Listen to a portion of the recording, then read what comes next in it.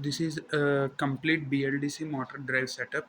Actually, this is a semicron three-phase inverter, which is used for driving the BLDC motor. Actually, this is inverter is used for speed control of the motor. In order to turn on and turn off the switches in the inverter, we are using DSP microcontroller, which will give the pulses to the inverter.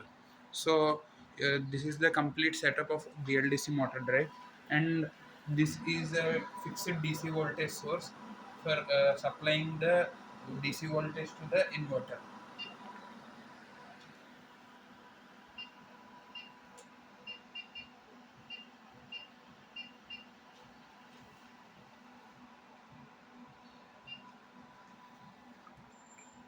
Here we are now we are starting the motor, so we can now through variation of the pot we can see the speed variation of the motor.